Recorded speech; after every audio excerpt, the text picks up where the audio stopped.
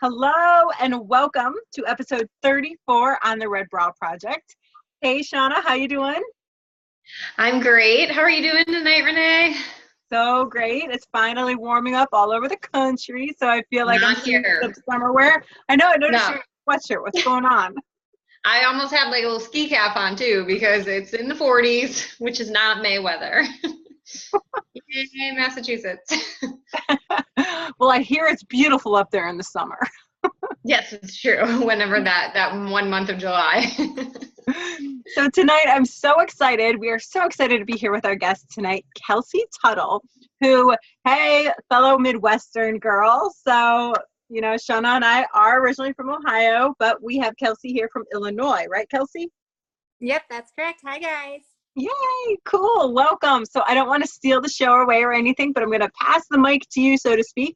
And if you just want to give us a quick intro, tell us where you're from, kind of, so what do you do over in Illinois, and we'll go from there. Okay, so I am actually in a fairly good-sized town called Peoria, Illinois, and I am the mom of 3 little kids. I've got a 5-year-old, a 3-year-old, and just turned 1 this past weekend. So they keep me pretty busy. My husband is a chiropractor here locally, and I'm kind of at home, but do manage his like the back office of his practice and kind of step in whenever I'm needed there at his office. I also do our charity phone calls for our church, and I'm the room mom for my daughter's class. So I just try to stay busy with all that. But then I started blogging and influencing really just a lot like the beginning of this year. So that's keeps me pretty busy. It's almost like, what don't you do, Kelsey? You have so much on your plate. Sometimes it feels like that. I know. I'm like, hold on, let me take a breath. Did you just say you started blogging and influencing at the beginning of this year? So my blog pretty much started in December, right around the holidays, all because of my Christmas tree. And it really kind of went pretty fast from there. My Instagram started picking up, and I got accepted into Like to Know It in like the beginning of February. So it was just kind of like, it went really fast. And what is Like to Know It? Can you explain that a little bit? So Like to Know It is basically an influencer's, like I don't even know how to explain it exactly. It's a website that you get accepted into this group where you post pictures on Instagram, but everything is like linked back to you in this app. If you have an iPhone or an Android phone, you can download the app for Like to Know It and follow certain influencers. Yeah. And it's also a great app because you can shop just certain things too. You don't even have to follow somebody. You can literally put in what you're looking for, and you can just see a bunch of people, different body sizes, shapes, everything that are wearing that item to see what will fit, if it'll work for you or what you like. So it's really just a big shopping platform, I would say. That's awesome. Yeah. So say that I was looking for like a dress for graduation, to attend a graduation. I can type that in, and then a bunch of options would pop up with places to purchase them from. Yeah. And I mean, there's going to be all different price ranges. Some influencers deal with more high end, and some deal with like affordable fashion, which is more my end. But yeah, you could put in that you're looking for like a floral dress or a black dress, and it's going to pop up anybody and everybody that's had one on. Around, I guess it was in February, I was getting ready to go on vacation, and I just like typed in swimsuit cover-ups because I kind of wanted something different than just what I was seeing. And For it's sure. nice because it'll pull up, I'll typically look at like Nordstrom's, but it'll pull up all sorts of cover-ups from all over places. And I don't know, just allows you to shop a bunch of places at once, I guess, instead of just one store. That's so awesome. So you have a store then, I'm guessing. Is that how you got picked up by them? Okay. No. So when I was starting my blog for the second time, I started researching how to be more noticed. And the big thing is Instagram. That's where everything is at now. I mean, Facebook is still there, but I feel like Instagram is really taking a big turn for being just a stronger platform. And so to get more like action on the blog, posting more on Instagram helps you get that, along with Pinterest and everything else. But and then I started researching like, well, what kind of content gets the most action, and posting pictures of what you're wearing and talking about it for what I blog about gets the most attention. And so I started doing that, and one thing led to the next, and that's how I got on to Like to Know It, I guess. So that's so awesome. So you just mentioned something that I think is so important, and a huge part of your story is you said you started your blog for the second time. You talk a little bit about how this journey has been for you, because this is a new blog, correct? Yeah. I had started one, I think it was like 2017, somewhere in there. The years kind of run together when you have a bunch of little kids. Yeah. But I had started one. I've always had a passion for writing. Whether I was good at it or bad at it, I've always enjoyed it. It was an outlet. In high school, I was on, in journalism, and I honestly thought that's the way I was going to go in school. And when you're 18, I don't think you really know exactly what you want to do. At least I didn't. I still don't. Yeah. So I've always had a passion for it, and I'm somebody that people will come to like for ideas on things. I like to decorate. I like to do a lot of things. And so it's a way for me to write stuff down, is what my mentality was when I first started my blog. And it still is that. But I didn't do my research on where to start the blog and how to really make it one that was going to continue to grow. I kind of went the free route with everything. And long story short, that failed because the free route is not the best route always. And not that you have to put a ton of money into it, but there's just better platforms and better ways to go about it to make it more successful. And so I had written maybe 1 post, 2 posts. My heart wasn't in it. Obviously, I didn't put any money in it. And it wasn't going anywhere. It got no action, no views, nothing. And I stepped away from it and decided it was something I still wanted to do, but it was just going to be on the back burner for a while. And then I caught myself kind of falling back into researching it a little more. And just that, and he kind of led down like a black hole, because there's a lot of research out there. And a lot of different points of view about it. And everyone tells you need one niche and to only have that one niche. And I don't know that I don't believe that, I guess. Because my blog is kind of all over the place. It's a lot of like my life. It's recipes. It's like, it's a lot of lifestyle stuff. But it's also fashion and just being a mom. So I don't know. I just kind of did my research, but ignored some of it, found what I was passionate about, decided that I was going to start it again, but I didn't care if anybody was going to read it. I was just going to jump in and use it as a creative outlet.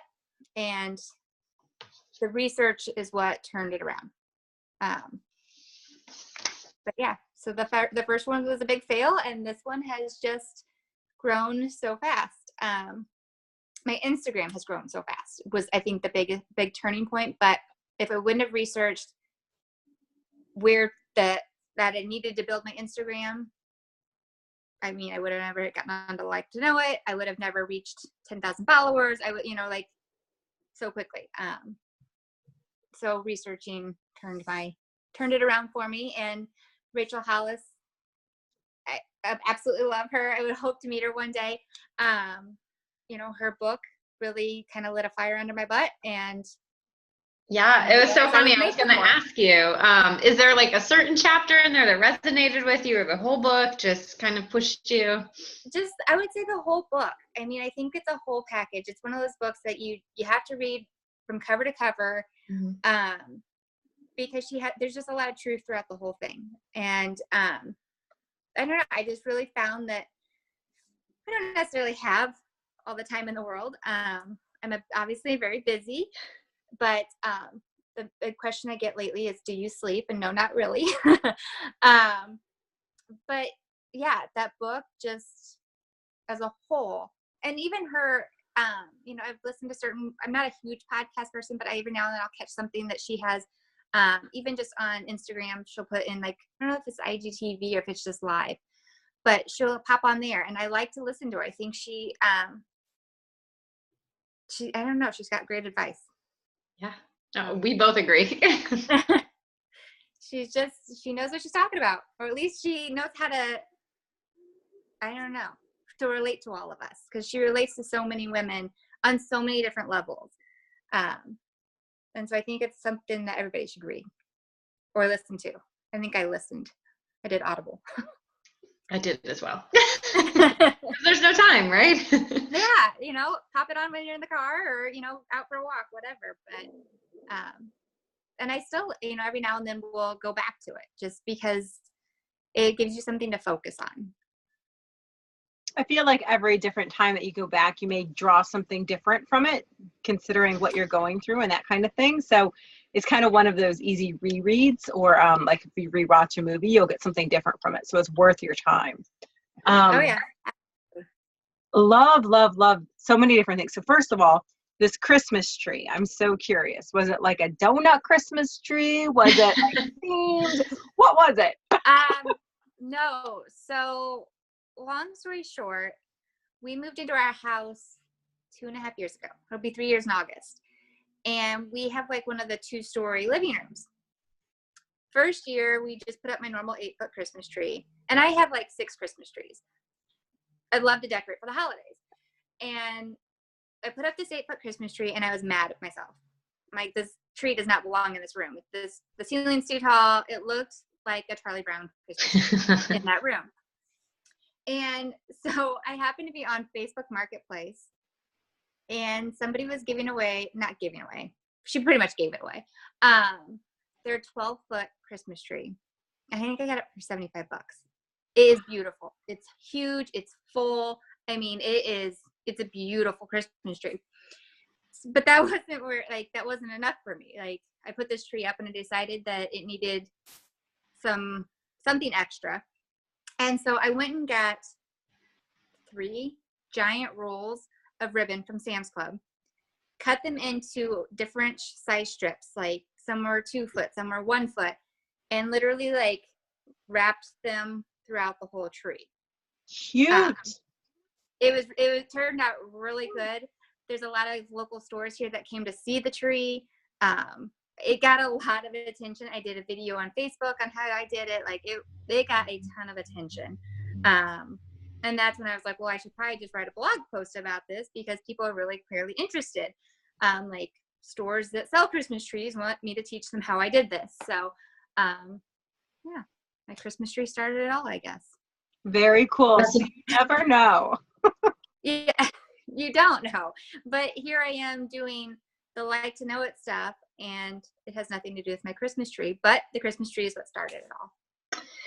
I love that yours is kind of just this good like blend of so many things. Like you said, like it can be reaching moms, it can be reaching women that are more into fashion or DIY. Like it's a really great blend of not siloing yourself to one audience.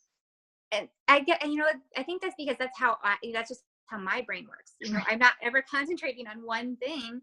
And so, I mean, I love fashion. I've always loved shopping and clothes and all that.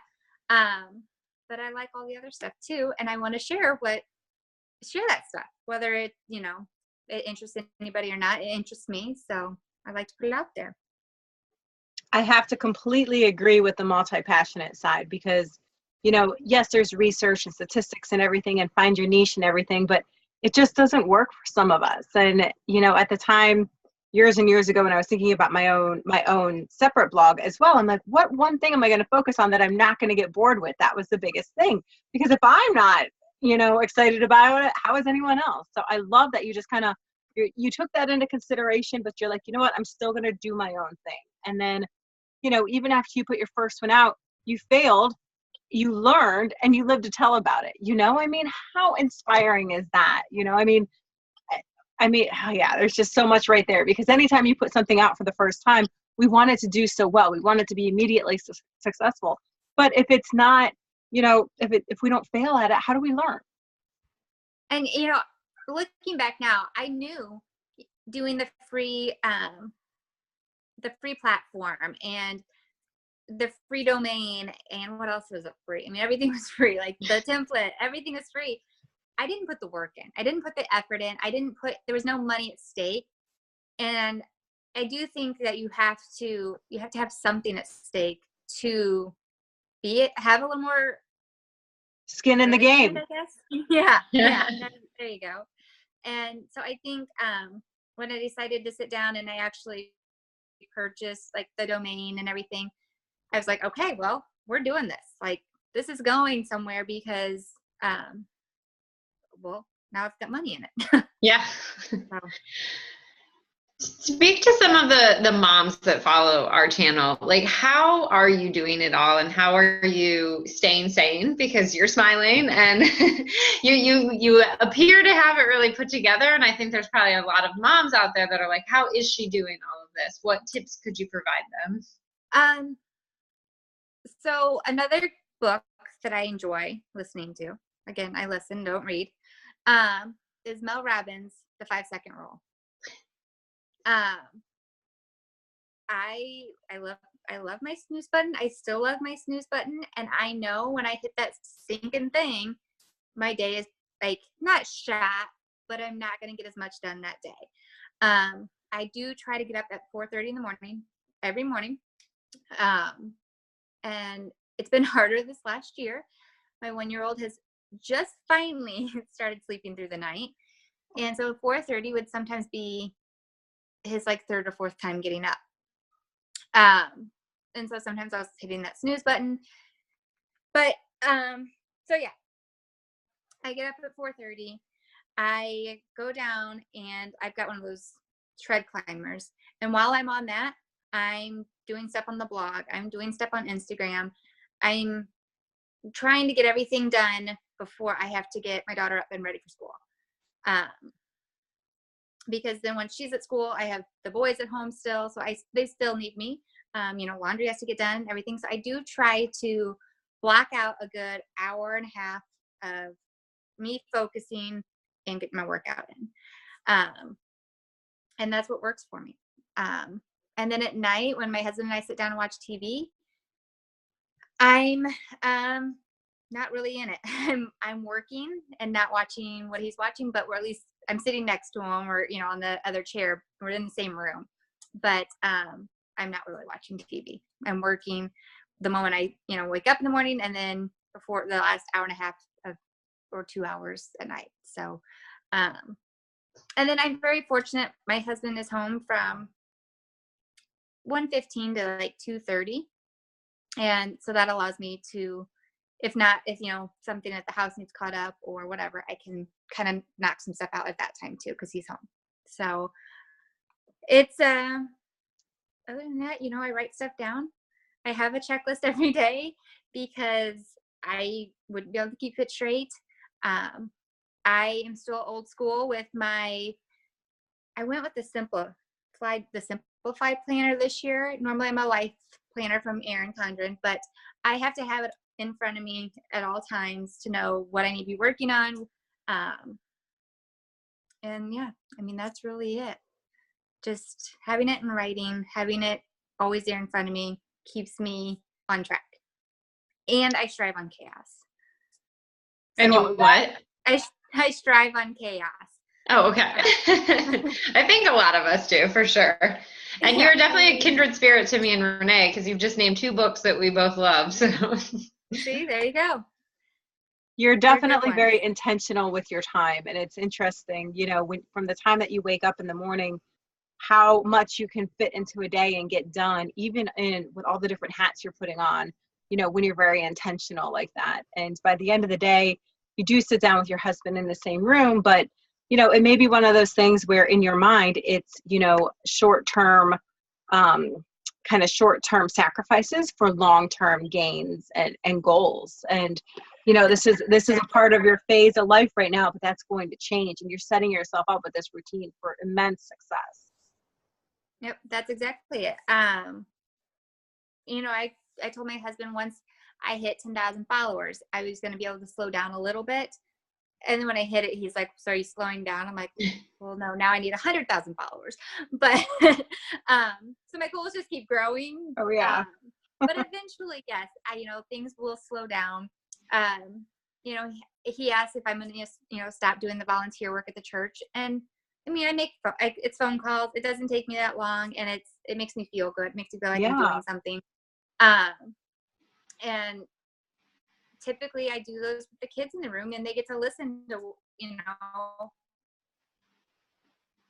some of these phone calls that I'm on, and I don't know. I hope them that you can stay organized and you're intentional. For sure. It sounds like you are on a great track to keep you there too. I hope so. Yeah. I think it's so great that your kids are watching you do this as well. They're seeing how hard mom works. And I think that there's so much value in that, because we know that no stay-at-home mom is not working, but you also have this side hustle that you're doing as well, which I think is so good for them to see. I think a big part of that need for me to show them that is on my parents' side, like none, like my brother, my mom, my dad, we didn't do college, was not my family's thing. I wish I would have finished, but I never did finish. Now my husband's side, he's a chiropractor, his dad's a veterinarian, his mom's a teacher, like they all have degrees. And so I want to show my kids that, I want them to go to college more than anything. I want them to have that degree because I am mad that I don't have one, for just personal pride, I suppose. But that you can also work hard and, still reach your dreams, your goals. But it might just take a little more work than if I would have had my degree in something that I probably should be doing. I work for a college and work in the university setting. And I think there's more value right now in what you're doing, because the cost of education is going up so much. And so for your children to be able to see that they can be successful in other avenues, I think it is a positive. And I say that as somebody that's working in the other side of it. Yeah. Well, and anymore, people get a degree in just whatever, because at 18 years old, you might not know what you want to do or ever. Like I said, I'm not sure either. But they get these degrees and they don't even use them.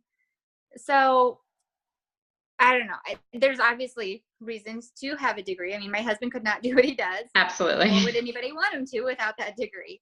But I don't know. Like I still think that piece of paper with my name on it would be really nice. But yeah, you can. It doesn't mean you're not going to go anywhere in life because you don't have it. So I don't think college is for everybody. Not everybody can afford to do it. Exactly. And just because you get a 4-year degree doesn't mean you're stuck in a job that only allows you to have that. You can still do something great with your life, no matter what. So. Absolutely. Grit and perseverance and passion can get you far, if you are just willing to keep going at it and not quit. So, I think that's incredible. And it's amazing to see different people and role models that provide options, whether you're 18, 28, 38, 48, it all changes. And it's so awesome that we can find that kind of inspiration and hope and switch it up at any time that we really want to take that leap. So very cool. Yeah. So Kelsey, it kind of seems like everything has gone a little bit fast for you, just in terms of blogging and influencing and everything like that. So what is one piece of advice that was unexpected that maybe you, that you discovered, or that one piece of advice that somebody gave you that you really who held close to your heart? So the biggest thing about blogging, in my opinion, the hardest thing is you're putting yourself out there. You're putting, what do you write? What is going on in your life? Whatever. You're putting yourself out there on Instagram. You're showing pictures of yourself. And I'm sure there's a lot of people that have had some not nice things to say about it.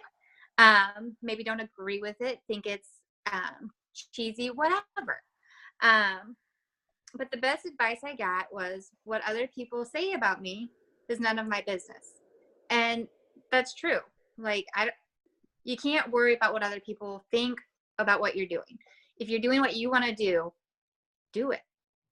And don't let other people's opinion of it stop you from reaching your goals.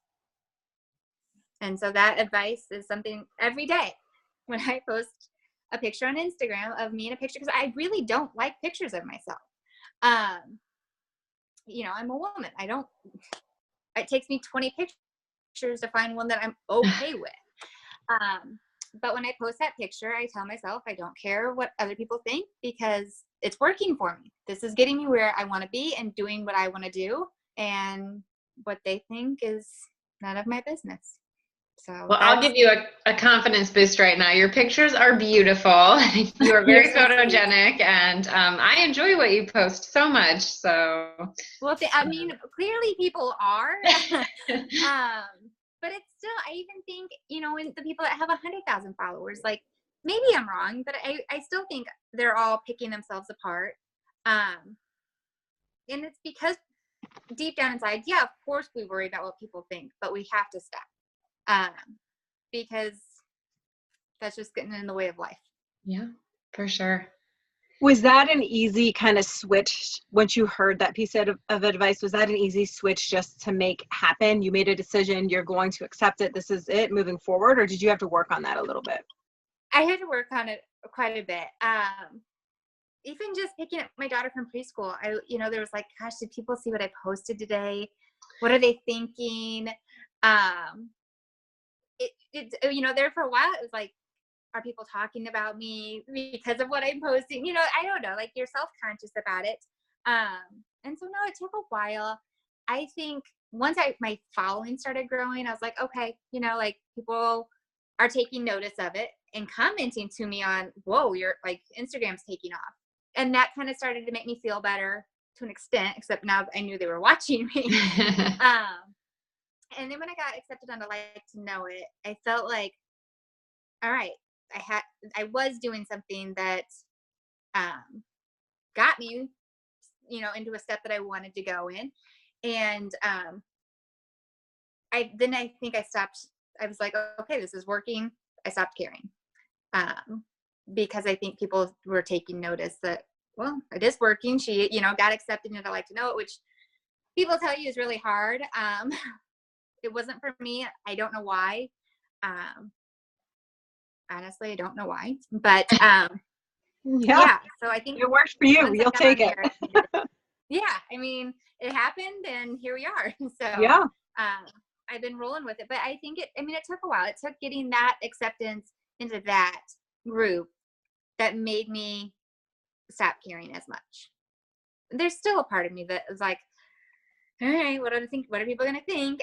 Especially when I have to post like a swimsuit or something. I'm like, oh gosh, here I am. How old am I? 34 years old, mom of 3, posting a swimsuit, but it's what a lot of my followers want to see. Definitely. Hopefully they're not just creepy, but right. No creepy. it's a chance I'm taking. I don't know. So, but yeah, it wasn't a quick fix. But it's still in the back of my mind that other people's opinions about me are not my business. Yeah. So kind of along those lines, we consider the red bra our confidence. You know, it's our support. It's underneath our clothes. You can't always see it, but it's those moments we know that we can do this, and it's kind of there to help guide us. Can you think about a time that might be your red bra moment?